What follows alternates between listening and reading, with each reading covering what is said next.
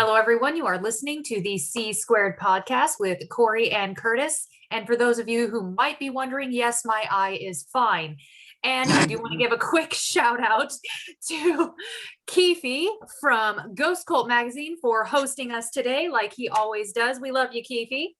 And I also want to welcome James Shotwell. He is joining us again for some awesome social media tips to answer all of your questions that you've got about social media, some do's and don'ts, problems he sees, pitfalls, and areas people can improve. So thank you for joining us again. We're glad to have you back. Thanks. I'm glad to be here. You have such a good way of saying my name. It makes me feel like I just feel like I have a mouthful of marbles all the time. Look at you. Oh, dude, I actually have a stutter. And so I was doing my damnedest to not stutter through that and not laugh because I made Curtis crack up. So how is your eye anyways, Corey?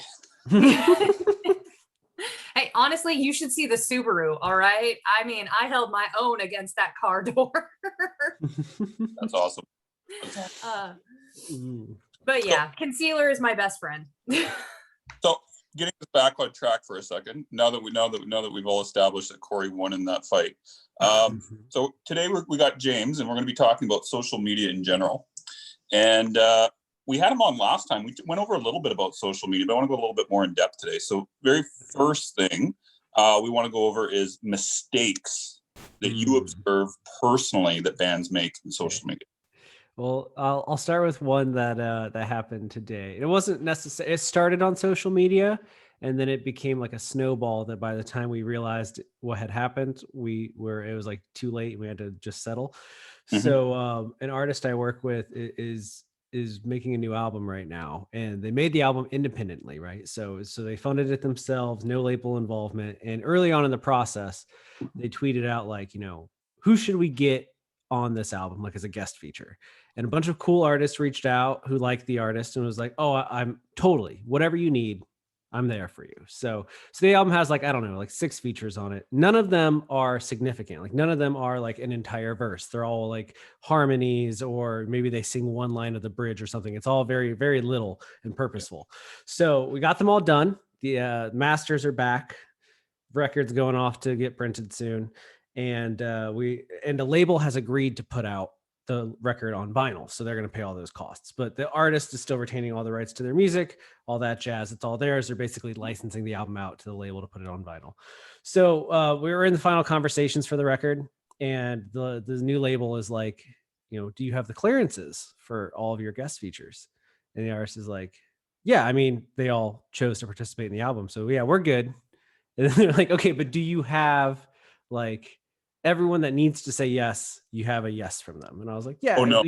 And they were like, yeah, this is going to end horribly. Absolutely. Oh, no. So I was like, you know what? I'll send some emails to double check just to cover our bases. So a few of the artists, it was like, no problem. One of the labels that I emailed for, because they have one of the artists, was like so happy. They were like, oh, this is great. This is going to be amazing for their career. And then there's one that didn't email me back. And I was like, whatever. The rest of them are fine. We're going to be okay. They say they're okay. I mean, we didn't chase after the artist. The artist came to us. They said, I want to do it. We sent them the song. They sent back the final version. They were like, this is what we want to give you. You can use it. We're excited to be involved in the record process. So I sent a second email to their team being like, just so you know, your artist is on this album. It's done. It's coming out in a few months. And here's the song in question. We want to use it in promotion, and we want to make sure that we can like tag them and everything and all that jazz. And about 30 seconds later, I got a reply email back that was like, what is this? What are you like? This is the first we're hearing about this. And I was like, oh, it's done. Like it's very much done. So then it was like, all right, well, are they on a label? I was like, no, they're not. Well, it's in the whole thing. I explained everything again. And they go, can you connect me to the label and CC this other guy, who I assumed was also part of the team? Later found out it was their lawyer. And so then I sent an email being like, so, hey, so the team behind this artist was like, we don't know what you're talking about. So here's an email to get us all on the same page. And then they wrote, and they were like, you can't use their name. And we're we're like, but but they are the person that did the thing. Like they came to us and they want to do it, and like they're all in. And they're like, yeah, well, but we have an exclusive contract for the name that the public knows. You can use them as a feature, but you have to use their government name, for lack of a better description. Their like birth certificate name. Yeah, and like you can't say blah blah blah of this project. You have to just say there. You just have to say John Smith, and people have to know who John Smith is. Yeah. And we were like, well, that seems wrong. And they're like, no. So the lesson here is don't go for collaborations through social media DMs. And if you do, make sure that everyone involved has told their teams, because now what's going to happen is, thankfully, because of all the delays in production, we're going to have to pull back the vinyl design for the case and actually put out a new version that has the correct name on it. We won't be able to tag the band, the artist's group in any of the promotional rollout. And we're pretty petty at my HQ. So for a bit, we were like texting back and forth, like how we could use the name without being sued. So we're like, what if we just changed the song title to the name of their band?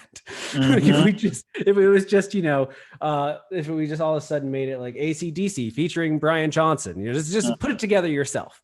So we ended up talking to the artist who did the collab, and we're like, so your management doesn't know what's up with this collab, and they're like, oh, should I have told them? Oh dear God. Like, it's done. It's been mastered. And they're like, oh yeah, they just called me and they are not happy. We're like, okay. So long story short, we're going to use their government name. And the lesson here is, make sure that you ask permission, which is dumb, right? Because in theory, people always get upset, especially in like rock and metal, where they're like, artists don't collab enough. Like, why don't you see Korn collabing with some other major band to create some great crossover? And the lesson here is because somebody that is not involved in Korn and the other band has to say yes to that. Yep. And they don't have any financial reason to say yes to it. Like we basically went to somebody and was like, we're going to use the name that your company helped make famous. We're probably not going to pay you much, if anything, for it. And it's going to help us. So thanks for that. And they're like, no.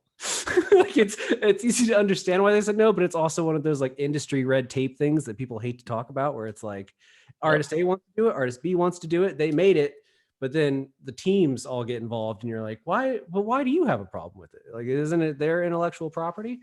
And it's not. So there's social media lesson number 1 for you today. That's social media lesson number 1: do not do important contract business things via Facebook Messenger or Twitter DMs. Yeah, exactly. It should be more than a text conversation. So okay, so that's probably the worst thing I think I've ever heard to date. I think that just probably topped everything. Is there any other ones that even come close for a mistake? Yeah, totally.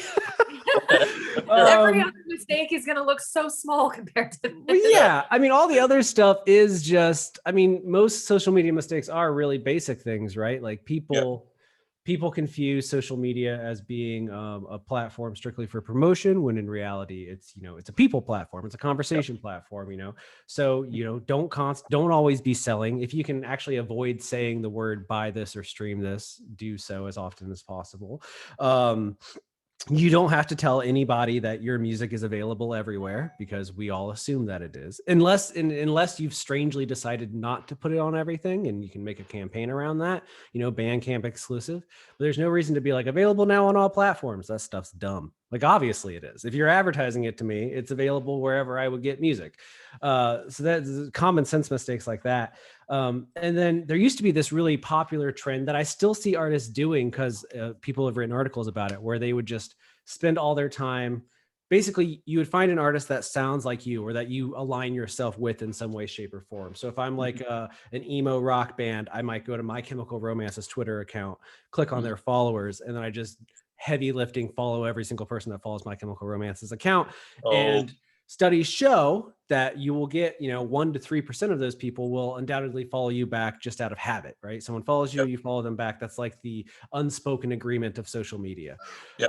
And then you go back and you just unfollow all of those people that you just followed. So I've talked to several artists who've ended up with like 20, 30, 40, even 50,000 followers because every day they just followed the maximum number of people Twitter would allow, wait for those, give it like 4 days, then unfollow all those people and then do it all over again and just, rinse and repeat over and over again. And what ends up happening is you build this big audience that is entirely passive.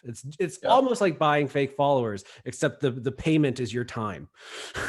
And now there's software that tracks who is unfollowing you. So I've seen it where people do the follow unfollow, and the moment they go unfollow, they have a massive amount of other people who unfollow them because they see that you just follow unfollowed. So, yep. Yeah, it's now bad. Everybody can see what you're doing. So even those people that did decide to follow, you're going to lose a massive chunk the moment you unfollow them because they can see you now. They're watching you. And the other old trick that people still seem to preach that is awful is the mass liking of content. So the other day, actually this is really relevant because right now we're doing this challenge. You and I, we did a video the other day about TikTok. I got a couple of followers on Instagram who then liked my last 20 posts in a row and sent me a DM where they were like, I really liked your social media talk today. And I was like, I don't know if you listened to it. Oh my God. I mean, I know that you saw it, but like that approach is like no one, it's not flattering. It's so obviously like, you don't know how to engage with me in a way that will make me legitimately care about what you're doing musically. So instead you feel like if you just shower me with likes, I'll be like, you know what? I'm going to write about your band, or I'm going to talk about your band, or whatever it is. I'm going to help you in some way because you help my ego with a few hearts. No, the ingenuine nature of all of that is so like transparent. It's surprising that people are still doing it rather than interacting in any kind of a meaningful way. Oh, happens all the time. Happens all the time. And then I guess the last thing I would say, the last like one that I preach a lot is when you see other artists promoting content that maybe isn't, there's a level of trial and error to every artist that like successfully handles social media. Like you really have to be constantly testing the waters and figuring out what kind of content the people that follow you like, but also the people that you can attract, how to attract people. And that requires a lot of trial and error. And something that I've been trying to talk to a lot of artists about is, finding a sense of patience with the artists that you like or other artists in your community, and understanding that if you see something that you're like, that seems like silly or cliche or whatever, that, everyone's just trying to figure it out. It's a learning process for everybody. What works for the My Chemical Romance won't work for you for a myriad of reasons. The idea of like following a social media behavior from 2 years ago is like trying to apply ancient textbooks to what you're doing right now. It's just not how it works. It's always changing. So a little bit of patience, not just with others, but also with yourself. You're gonna have a lot of tweets that fail or a lot of Instagram stories that don't get engagement, and that's okay. It's about figuring out what will, and then slowly doubling down over time. Before we move on to the next question that Corey's going to ask, I actually wanted to get Corey's opinion on something that you just said about the mass liking on posts, because she also works as a social media marketer. Have you ever seen that work, Corey? Because I know it to be all genuine. No, what I do when I'm doing that kind of cold engagement thing, because cold engagement can work, is I find something that I genuinely have an interest in. So like on Instagram, I'll search for like hashtag metal memes, and I'll go in there and I'll interact with those posts because I find them hilarious. And you can tell that that's something that I genuinely, I mean, who doesn't like memes? It's like, it's some low hanging fruit, but I go in there and I'll be like, or like all the vulgar display of power memes that are just out there for everybody. Just go in there and interact with those, or memes that talk about a band that I like, and go comment your favorite song or something like that. And there are ways to cold engage in a genuine way. But the mass liking thing just annoys like when I go, when somebody follows me and then they've liked 30 of my posts, I know what you're doing. Yeah, no one's impressed. No. I'm just waiting for the DM. If I see that many likes roll in, I'm like, you're about to send me a question that you're about to send me your band. asshole, I'm gonna like both of your guys' last 30 posts on Instagram. Take the time. That would be like 2 years for me. I'm really bad about hosting to my Instagram. Yeah, I'm really bad about posting about myself. But like, if somebody commented on, so I have a picture of a deer in a blueberry field on my Instagram that I took. Okay. And somebody commented like, whoa, that is a really cool picture. I might actually go look at their band because that's more genuine than going and liking all of my posts from the past 500 years. It took a 4% effort. Yeah. I want to point out something too. I just followed James for the first time on Instagram. Apparently, I didn't realize I wasn't following him. So this actually gained him a follower by doing this interview. There we go. There we go. Wow. I wanted to add real quick, one more mistake. It's not even a mistake. It is a mistake to some degree. It's something I've been thinking about a lot lately and talking about a lot with artists. Is there's this new breed of musicians who understand what Corey just said, that everybody likes memes, and they've almost made their entire social presence out of shit posting, basically. Like they're just posting memes all the time.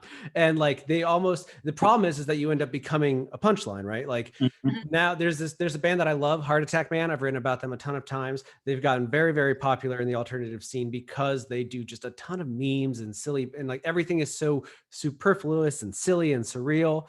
But at this point, I no longer know when they're being serious when they talk about things. Like they have this new EP that's coming at some point. They post like photos of a test press, but I know for a fact that like there's no date set, there's no nothing. And I'm like, does this album exist? Like I no longer know where reality ends and the memedom starts. And when it comes to their fan base, it's getting harder and harder to decide, okay, how many people are actually supporting this band financially and how many people just like the joke? And how do you ever hope to move forward as an artist with your community if you can't shake away like, oh, we aren't just a meme band?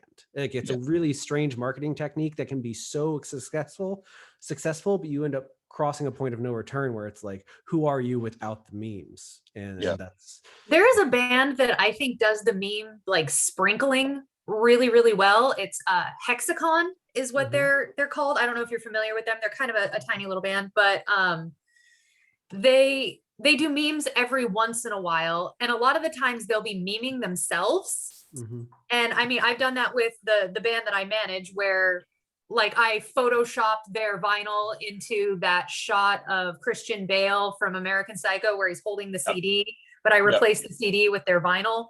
And so like you can sprinkle in memes and you can sprinkle in memes about yourself, but it can't be all memes, because then who are you even?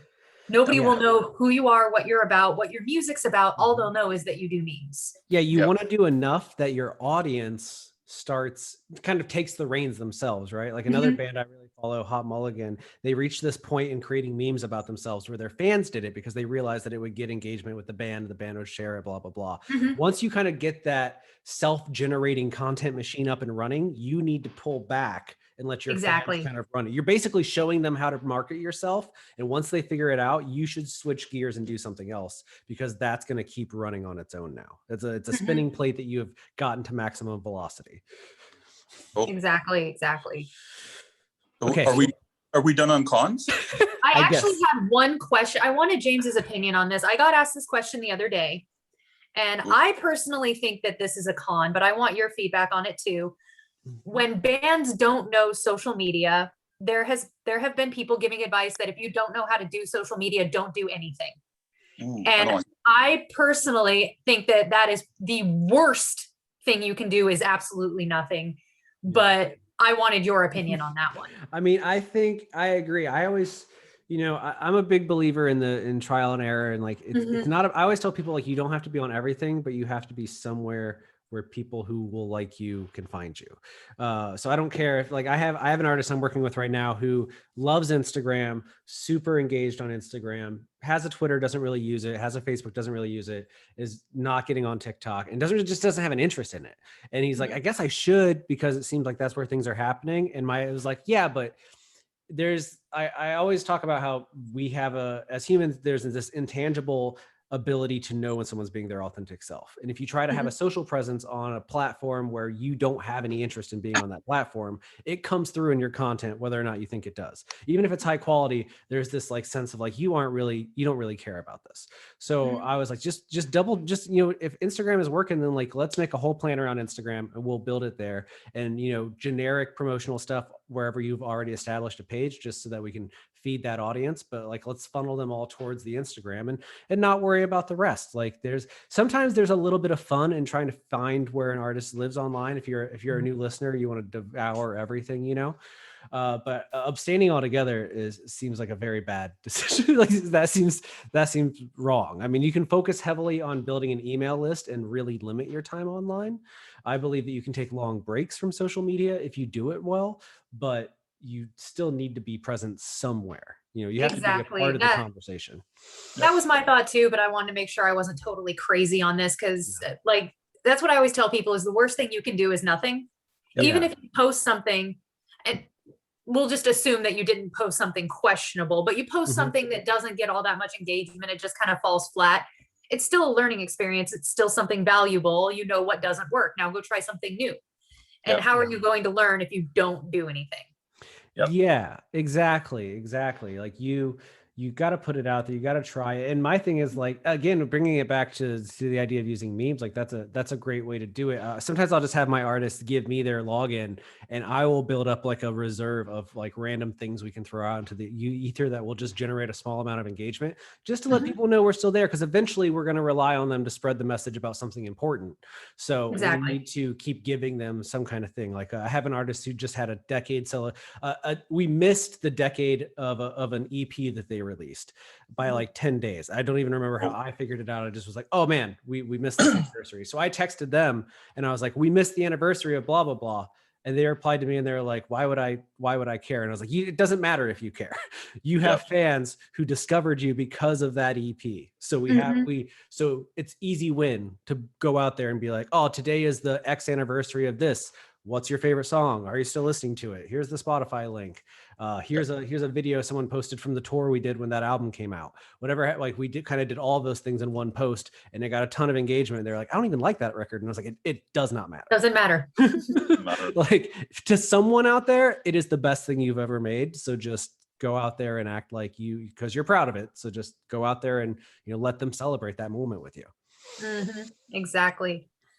But I think we've spent enough time on the cons side of social media and what not to do and how not to bomb.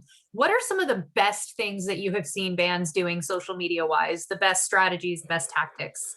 Oh, best things. That's a good question. I think Instagram story questions are my favorite thing that I see artists do because they feel the most interactive. And it doesn't even have to be about their music. I have an artist who really loves to read. He asks a lot of book related questions, like what's most overrated, underrated. If you could only recommend one book to somebody, what would it be? Stuff like that. It really creates a nice sense of community. And there's like, you kind of see the Venn diagram of what all the interests of people that like their music are because they're pulling all these different book ideas, things like that. So story questions I think is a really strong campaign. Plus it raises engagement in an interesting way where you're engaging one-on-one with somebody, yet your entire community is bearing witness to the conversation. Like on Twitter, if you reply to a tweet, maybe maybe other people will see it, or maybe the fan will retweet it. But if it's a story response, it goes live to everybody and people are just kind of taking part in this active discussion with you. Beyond that, I've seen, we talked about this in the TikTok thing the other day, Curtis, but I really love introductory pieces. Like I love short biographies about how we got to where we are right now, whether that is the album that you just made condensed into like a 90-second documentary teaser. But on TikTok, there are some artists that are just doing these amazing ways of like taking their entire career and telling you in a minute or less what it is. And like, this is who we are. This is where we're from. This is our label. This is what we do. Here's a clip of us in the van, of us on the stage, of us in the studio, of us making this video for you right now. And it's like, in a minute or less, I know everything I need to know about this band to immediately go off and be their supporter. And if I like the song and I share it with somebody, I have enough information to be like, oh, it's great, right? That band is from Bakersfield and they're on this record label and they've only been together for like 2 years, but this song's super good, right? There's a video for it on YouTube because I saw a clip of it in this TikTok clip. And all of a sudden, like in 60 seconds or less, I have everything I need to be like an ambassador for this band versus hearing a song, going to your Twitter account or your Instagram account and being like, oh, they're going on tour or whatever it is they're doing right now. I think it's becoming increasingly important for, like, it's almost like the evolution of the EPK, right? It used to be like all these like photos and all these disparate pieces of information, making like a short little thing that people can just watch and share. That's like, this is who we are. This is what we do. We'd love for you to be a part of it. And making it shareable for people, I think that is like the absolute best game right now in terms of building an audience. Mhm. Let me ask you this, James, because I know that me and Corey kind of feel that Facebook isn't very good for getting interaction or anything nowadays. But do you see any bands, or do you know of anything that bands can do to increase engagement there? Because it's been horrible for most bands. I feel like it's horrible. It's one of those things where, again, I think the social media right now to succeed as an artist is all about figuring out where the highest concentration of your followers already exist and then building out from there. So it's very rare for a lot of young bands to find that their concentrated fan base is going to be on Facebook. They're going to be on some other platform. And Facebook kind of becomes secondary because you're going up against the algorithm, yes, but also like your fans don't care about it, so you can't really produce content that's going to make them care about Facebook. The best thing you can do is create some piece of content that has some crossover capabilities where you can share it on Facebook, but it lives somewhere else. Mhm. I can't think of all the bands that I work with that do anything that is fairly successful on Facebook right now. It's 99% of it is crossover content, or it's a longer form piece of video content that doesn't really fit on Twitter or Instagram or TikTok or anything like that. For example, like to bring it back to memes for a second, even though it wasn't really a meme, we did this run with one of my artists where we found movies that have really cool song cues, just those defining moments in movies, and we would just swap out the song that's in the movie with a song that they had made, and then just posting it as if it was always that way. And on Facebook, that works really well as long as you own your music and you don't get flagged for the copyright of it all. But on Facebook, we could post a bigger clip like that and it wouldn't get pulled. So like when the Sonic movie came out, there's this big scene where he runs through a bar at lightning speed while an Ex-Ambassador song comes on. We replaced it with my artist song, and we just made like a meme on Facebook where we were like, oh, we're so grateful that the team behind Sonic the Hedgehog loved this song so much that they just had to use it for this scene. Still can't get over it. And it had like 1,000 shares and people were like, oh my God, I'm going to go watch Sonic now. Like they didn't, almost like they didn't even know we were joking for a bit. That's hilarious. In that instance, it worked, and that content has legs because people are like, oh, I love this scene. And they almost don't even think about the fact that the song doesn't belong because it fits so well. They're just oh, this is really cool that this worked. But in terms of organic content, aside from the occasional live that I see go well, it just doesn't, I know MXPX had a lot of success recently. They did a live stream, and instead of just hosting it on their own platform, I think they partnered with like a dozen publications to do it across a bunch of different platforms. So they were on Spin's Twitch channel, and then on Facebook, Alternative Press and Rock Sound and Kerrang, I think, all ran it on their individual channels as a live stream through their content channel. And then on YouTube, another publication ran it as their exclusive on YouTube. And that kind of worked. That I know that was really successful for them. But again, it wasn't necessarily like content on their page. They just had a lot of cool media partners that all agreed to play nice for a change, which is rare.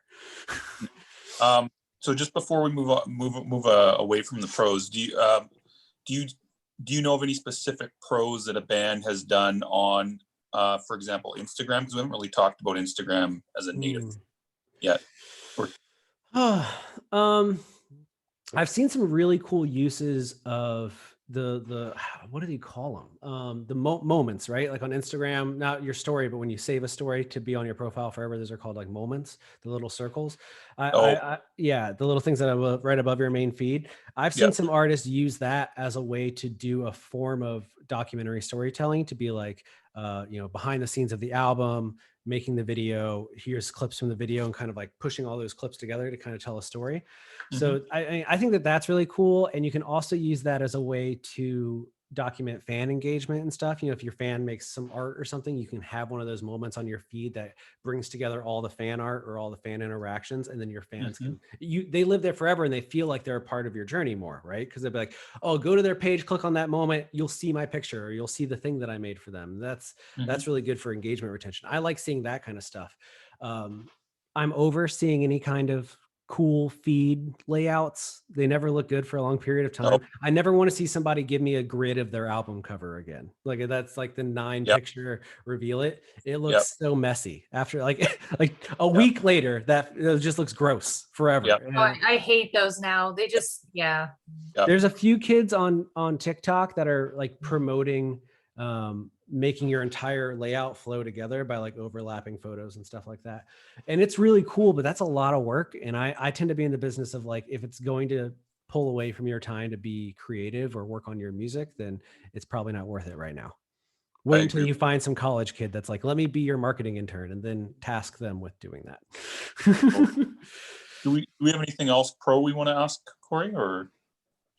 Just one thing I wanted to point out, that one of our clients actually did find a way, and I've seen it work other ways, to get some engagement on Facebook. And that's to ask a question, just a direct question. In one of their posts, he asked, how did you find my music? And it got like 100 comments in just less than an hour. It was just bam, crap ton of comments. So if you are really desperate to get some Facebook engagement, that is a way to do it, is just sprinkling in some questions. But you can't do that with every single post. Nope. But it does help to keep the page top of mind. But I also did want to ask your opinion on Facebook fan groups. What do you think of those? I mean, I think that that is the one place where I think Facebook excels, because the power they retain is kind of amazing if you get a good one going, right? The problem is the drawback, and this is really a catch-22, is that if you mess up in some way, that same group is going to turn very quickly. Like I was in a group for a band I liked for a long time. They got outed for, being problematic in their own ways for a myriad of reasons, kind of got canceled. And then all of a sudden this group of people who come together on this band, like in the same day, were all of a sudden like, is it cool to admit that this band was never really that good? It was just about the connections we made along the way. Then all of a sudden you have this like home base of people who are just hating on you. Just spitting vitriol. But up until that point, it was really good. I'm in the communities for Jason Isbell and Need to Breathe and Bob Seger and a few other ones. And I think that they're really cool because you can really make a community there. Like people really get to know one another. There are people who kind of rise to the top as being knowledgeable.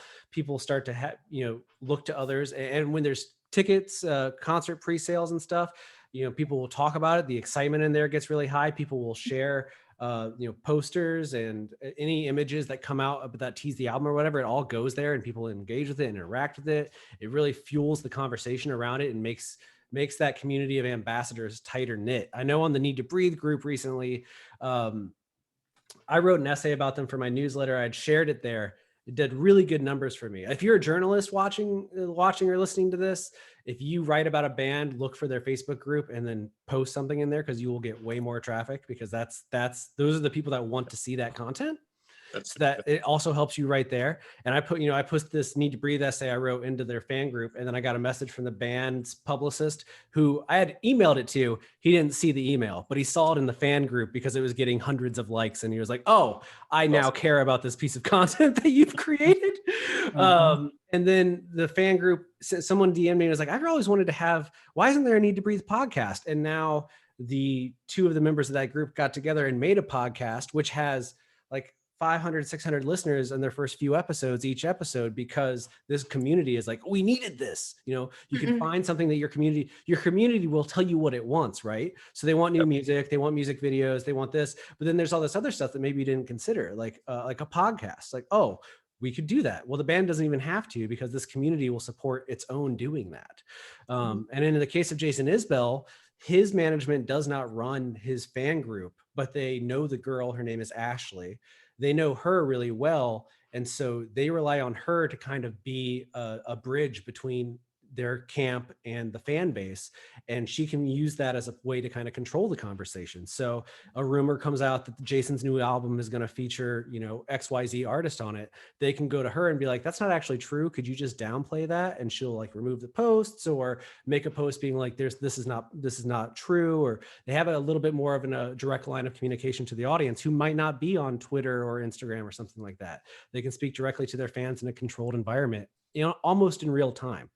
So I am a big supporter of those. I wish more artists had them. I will say, as a journalist, I now consider what artists have communities before I write something that's going to take a lot of time. I'm like, oh, I want to write an essay about this band, but is there anywhere I can take it where the people who like this band will actually see it and read it? Because you can't always rely on an artist to promote something. And even if they do, who knows if it's going to get read. So I always look for a Reddit community or a Facebook community, and Facebook tends to be a little more active these days. Okay. And then I had one more question that actually goes into what you just said about the fan group that is not managed by the artist management team, but by somebody that they know. Do you recommend that the bands or the management team start the group themselves rather than waiting for some random fan to do it? Because I have run into this problem where the fan that created the group is now on a power trip with the band. Oh, yeah. And it's because he's the creator of the group, he cannot be removed. Yeah, I wield this power. Yeah. I mean, I think it depends, right? So, and part of it's about the community that your music is forming, right? So if you're if you're an artist that's writing songs about, you know, grabbing life by the horns and being the dominant person, you might want to control your fan group before somebody takes that message to heart and doesn't want to relinquish it to you. But if you have a community that's built on, you know, the foundations of a good community and working together and equality and blah, blah, blah, then, you know, maybe you can trust that person, but it is a risk. I mean, you always have the option to start a separate community. I think that's what happened in Need to Breathe's case. There's already kind of a fledgling one. They started their own that they now oversee, but there are senior positions among the fan base that kind of control what's happening there.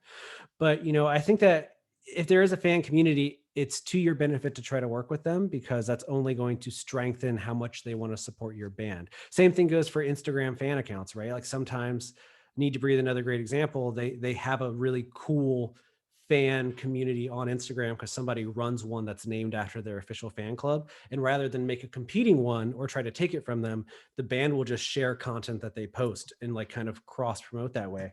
And there is a level of blind faith there that the person running that Instagram account isn't one day going to be like, kill everybody. But you know, it's I guess it's probably a calculated risk on their part. I love it when a band can get behind a fan and empower them as the fan empowers them. It should be that way. But you know, I don't think there's anything wrong with management kind of taking it under their wing. Just start it under like a real name though. Let manager George use George's account to start the fan club. Okay. Yeah. That's what I would prefer, is that bands kind of take control of that, or at least let somebody that they trust do it before a rogue fan does it. Because it's gotten to the point where there's some power trippage, and you know, that fan is now posting things on behalf of the band that the band is not supportive of, and it's just becoming very messy. Then it gets then it gets real messy. So then I would say like the artist should start their own start the official group, and then, you know, and then funnel people that way. I mean, I really like this band on Fearless Records called Chase Atlantic. Their Facebook community, they're a younger targeted band. They probably target teenagers and people in their early 20s, but they have a really fervent community on Facebook because the person that runs their group requires you can make it so that people kind of have to fill out an application, and so there is like a bit of a control funnel process there where they ask you like who you are, where you're from, what your favorite song is by the band, how you discovered them and stuff. And that does kind of add a little extra layer so you don't get infiltrated by a whole bunch of cocky people or whatever. And then the band works directly with them, and it's cool to watch those communities kind of thrive on their own. They get a little repetitive, but I guess all fan communities do. There's only so many things to discuss. Right along from Facebook groups. So let's talk a little bit about TikTok. We only got about 10 minutes, James, and we got about 2 more questions to go over with you still. FYI. I'll be So- short. Okay, well, you're giving great information. That's part of the problem with these things, is that you have so much valuable information. We don't have enough time. But so TikTok, can you give a brief rundown on successful actions that you've seen bands do on TikTok? Specifically, if you could, maybe go over the introductory thing that you mentioned the other day in our private thing. Yeah. Well, introductory wise, I think what matters the most that people seem to miss is just telling your story in a condensed way. So a few of the quick TikTok tips that we went over the other day that I think are always vital is that, the most popular length of a TikTok clip is 7 to 16 seconds. Yep. When you post a TikTok, the way that it comes out algorithmically is you post a new clip, that clip gets fed to a small pool of a mix of everyone you follow gets it, and then a mix of verified accounts, long-term accounts, and new accounts. And it's there for 2 hours. And after 2 hours, TikTok looks at complete views. That's where that 7 to 16 seconds comes in as handy, likes and shares and comments. And however the algorithm reads that, based on the success of that, it then chooses the next size audience pool to serve your content to. 2 hours later, it checks that again. Now, the beauty of TikTok is that it knows people incredibly well. So your content keeps slipping out every 2 hours to more people, but it's looking at those view times, the comments, and the likes to figure out if what you've just made is something that has widespread appeal or something that belongs in a very specific niche. And if you spend a lot of time on TikTok, you'll come across miniature little corners of it where people are like, this is emo talk or thick talk or whatever it happens to be. As you go along, that content, and it's looking at those details. Even if your content isn't performing super well, TikTok is still seeding it out to that niche. And if it finds the right niche and they like it, then you will see another boost of content down the line. That's why sometimes a TikTok clip that you posted 3 weeks ago will suddenly take off, because TikTok has slowly been trying to figure out where this content belongs, where to service your content. And if it finds a niche where it takes off, then it can have a life of its own way after you posted it, which is something that will never happen on TikTok, Instagram, or Facebook. Like, your content lives and dies in like 10 seconds. That's why I think the introductory piece is so well, because an introductory piece of content will help you find that niche as quickly as possible. Like, I'm a new artist. Here's where I'm from. Here's what I do. Here's why you should care. Follow along for more. That's all you need to tell me. Show me some really cool, interesting visuals. If I like that area of music or that thing that you're doing, I'm going to like it, and you'll be spread out to more people in my niche, and hopefully you'll finally find your way out there. What I see too often is that an artist gets on and there's actually a whole lane of TikTok now where people parody this approach to making content on TikTok, where someone will be like, hi, my name is John, and this is my song. My parents told me that if I don't get 10,000 plays in the next week, they're going to kick me out. So TikTok, I'm asking you, help me get those plays. And nobody cares. Like, you haven't given us any reason to care about you, because like, we all have dreams that might go unfulfilled. Like, you got to give me more reason to click play other than saving you whatever trouble you may be in. So I always tell people, just be authentic. Like, tell us your story. Why should I care? It's the same thing I ask when writing bios. Like, why should I care about you? Like, what is the thing that you have to bring me that I've never seen before? And even if you're a band that plays music that sounds exactly like something else, you can still leverage the fact that you're doing that. Like, Greta Van Fleet leverages the fact that they sound like a bunch of old rock bands. That's why they found their niche. That's how the algorithm figured them out. They're like, oh, people that like all these old bands like them. So they found their successful pocket. Beyond that, beyond the short videos and beyond doing introductory content, I think you should make your music a sound, but don't use it too much. There's an artist right now called Stellar who had a song called Ashes last year, went super viral on the platform. It has like 80 million plays on Spotify. He's put out 3 more songs since then. One of them got to 2 million plays. The rest are well under that. And every single TikTok on his account is promoting this song Ashes. And all of his comments have slowly become, we get it. You put out a song. Like, that's all awesome. You do is use your own song. So it's turned, right? He used it too much. And now people are like, we're over this. You aren't even promoting your new music because you don't think it's going to be as big as the old song. So I tell everyone to upload their own track to see, because you never know what's going to take off, what somebody will find, but don't rely on just like, it's just like Twitter or Instagram. You can't just tell people to buy your song all the time. You got to be creating original content. Just let me into your world. I know that you make music. That's clear. What else do you bring to the, why would we be friends? Why should I care about you as a human being? That's what kind of content ultimately thrives on TikTok, or something very silly. I think that that's the kind of content that thrives most places, though, is anything that creates an emotional investment with your fans. The more emotionally invested they are in the band, the more likely they are to continue to support you. I mean, and that's true with most anything on social media. People want to feel that connection. It's not just, some faceless, well, not faceless, but some out there group that people idolize like it used to be in the 80s and the 90s, where that wall is between the artists. People don't want that anymore. Yeah, no, you're absolutely right. I also, one other quick thing is, if you have the ability to make short songs, this is like a thing that I really love about TikTok lately, is there are these artists out there who make real music, who make full 3.5-minute songs, but they use TikTok as a means to showcase their skills as songwriters by just writing like really short little ditties that exist only on TikTok. There's this rapper called Budman. I'm trying to think of what his handle is right now. I'm going to look at my TikTok to tell you what his handle is. But he makes 30-second rap songs, and they always end with him saying it's Budman. And if you go to Spotify and look up Budman, he has like 20,000 listeners right now. And it just blew up in the last week because he had one rap that got like 4.5 million views. But each video is a 30-second clip. It's just him rapping, and it's usually framed really well. It's usually visually compelling, but not over the top. It's just him staring at the camera. And it shows you what he does, and then you go to his page and you check out his music, and maybe not everyone's going to be converted, but it's such good marketing, right? Because I know who he is, I know what he does, I know what he sounds like, and I can seek out more if I'm interested. I think that's a really smart marketing play. What is your favorite metal band's TikTok? Ooh, I don't know. Or like your top 3. I don't know if I have one. My favorite metal band on TikTok. See, the problem is that I don't know a lot of metal bands on TikTok. I've seen a few this week because Curtis and I inspired a few to start accounts. so they've reached out to me, which I really appreciate.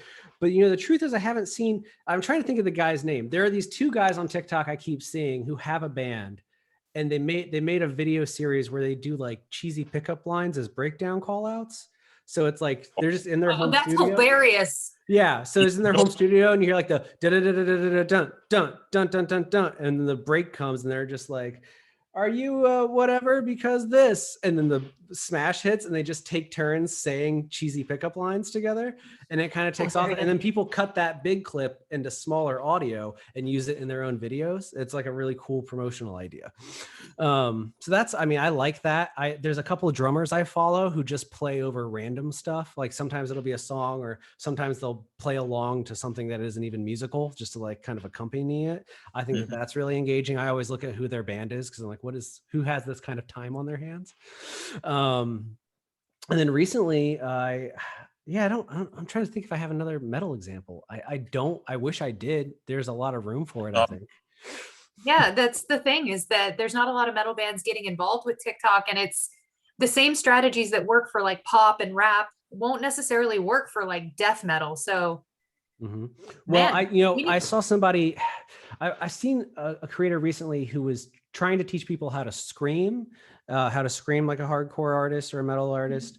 And then people were replying and asking them to scream different things, which I thought was kind of a fun lane to kind of pick up on. So they taught them something useful, and then the viewers not only learned something, but then they're like, we could have fun with this. So what if you sang the McDonald's jingle, but you did it as a hardcore scream? So their next video. Oh my gosh.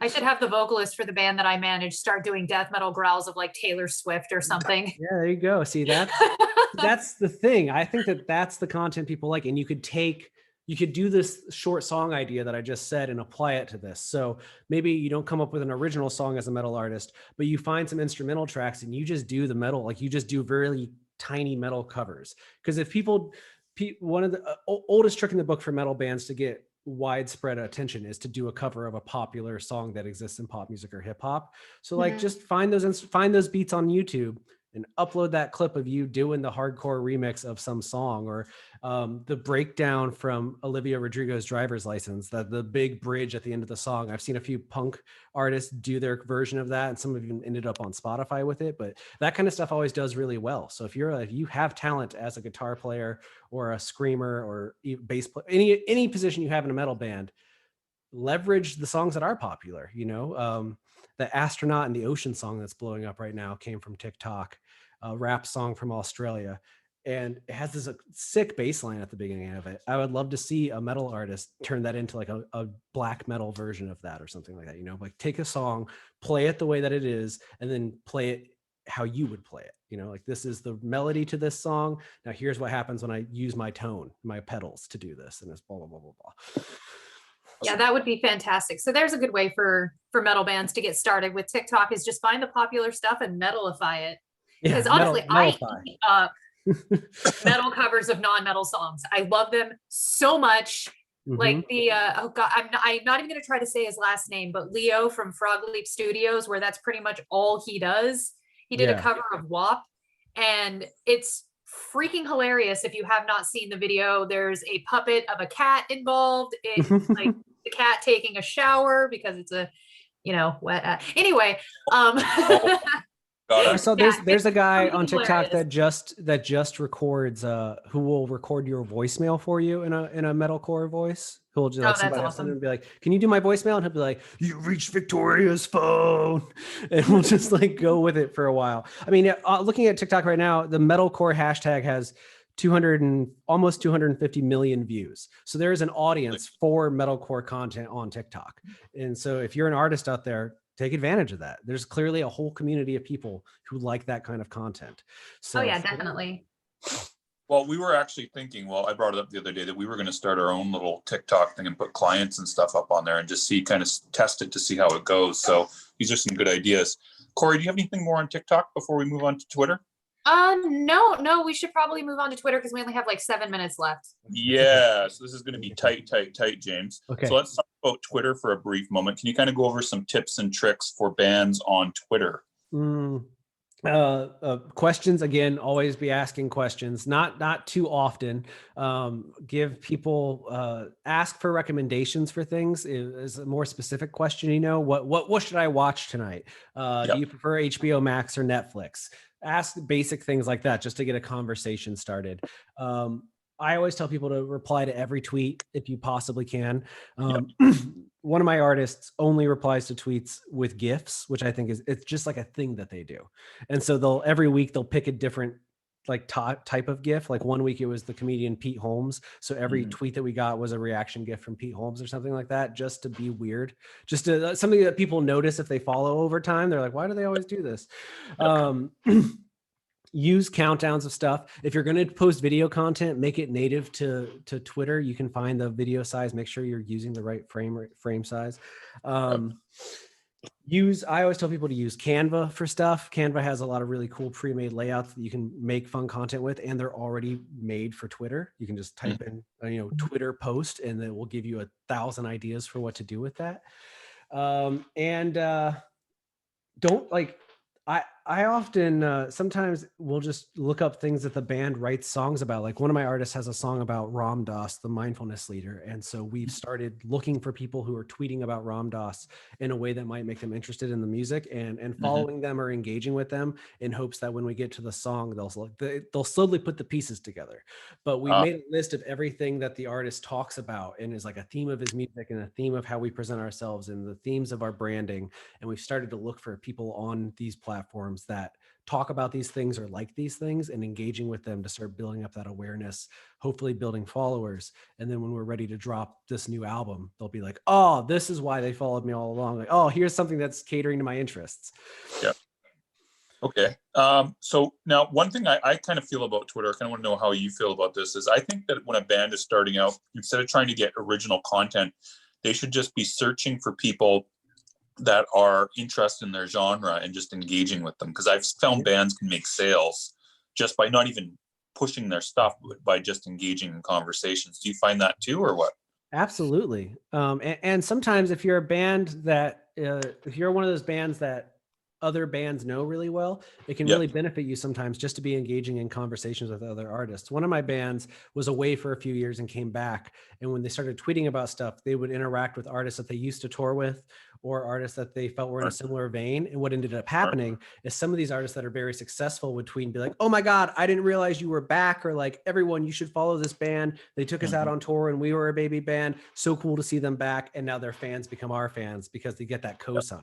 The all important cosign of like, So that's a good reason that alone is a good reason to just talk to labels, talk to other bands, talk to artists. Is not, and again, not selling, not stream this, not buy this. Just like, you want to be likable. You just want to be a dude, or a dude of what, somebody people want to be around.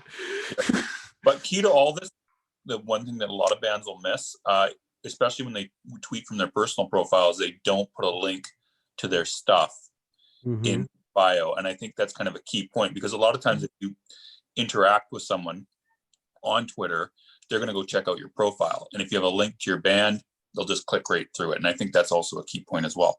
Yes. And also do not, if you get in trouble, do not make a Notes app apology. We don't, it's the wrong. Do not make a Notes app apology. Like when an artist gets yelled at, or somebody accuses an artist of something, the instinct is to write something on the Note app on iPhone and then screenshot that and put it as a tweet because it's longer. Don't do that. It's a bad move. I saw it happen in the last 24 hours. An artist was just kind of accused of being an egomaniacal person in the context of their band. And everyone got upset at that artist. And that artist then posted, a series of Notes app screenshots. And everybody was immediately like, dog, this is not the way to do this. Like, this is like, it only made things worse, because it feels like you read a tweet and then you immediately opened the first app that came to mind and wrote something without thinking about what you're saying, right? It doesn't feel authentic. It feels like a reactionary. So you must respond. Take some time to do so. Make a video, make a formal statement that's not actually a Notes app.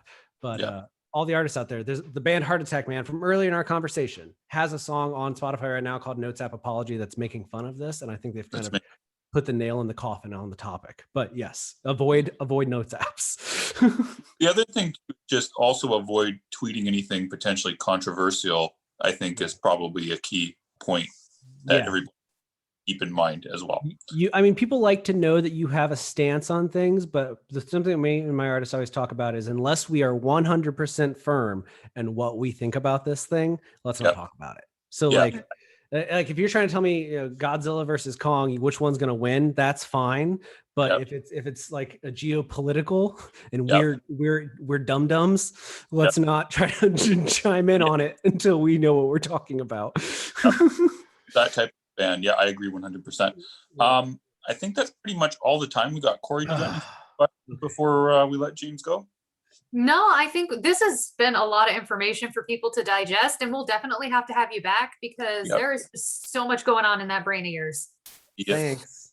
I think. So, James, it's a good thing. It's a good thing. Okay. Do you have any final thoughts before we end off, James? Final thoughts. Be easy with yourselves. It's all a trial and error process. I think everyone should at least give TikTok a try, or start watching it if you want. That's a fun time. Please check out my podcast, High Notes. New season dropping soon, so I'm on the promotional circuit slowly but surely. And ask yourself what you want to talk about, not just with your music, but like, forget that you're an artist. Ask yourself what you actually talk about. Like, someone recently challenged me and said, how would you describe yourself without describing what you do? So without talking about being a musician, how do you tell somebody who you are? Figure out the answer to that question, and then build your content strategy around whatever you came up with as an answer. So okay, so my feed is just going to be like videos of me hitting myself in the face. Yes. Look at how well it performed. Look, we're still talking about it the next day. That's quality content. In my case, if I remove the music aspect, I care about like kaijus, my cats, my dog Tulip, iced coffee, books, and that's pretty much my whole life outside of music. So if you look at my content outside of promoting the things I make, that's pretty much all I ever talk about are those topics. And it might not make me the most famous person in the world, but my followers know exactly what to expect from me. So much so that when they see a funny Godzilla meme out in the wild, they'll just tag me. They won't even like message me. They'll just tag me in it somewhere else so that I see it and make sure. So I know that people understand who I am as a creative person, because they get my actual interests beyond the thing that I'm always trying to sell them. And I think musicians, you want the same thing. You want to kind of be synonymous with the things that you like, not just who you are as an artist. You want people to be like, oh, that they're in the wild, they see Godzilla, they think of you because you like Godzilla. That's that's how you know your marketing and branding is working, because now you're infiltrating their life even when they're not thinking about music. So I think that's a good approach. So I guess if I could just end with anything, it'd be a challenge to figure out how you describe yourself without involving music. And whatever that is, try to think about how you can incorporate that into your strategies. Brilliant. Okay. And that's definitely a good note to end on. Well, party on, Corey. Party on, Curtis. Party on, James. Party on.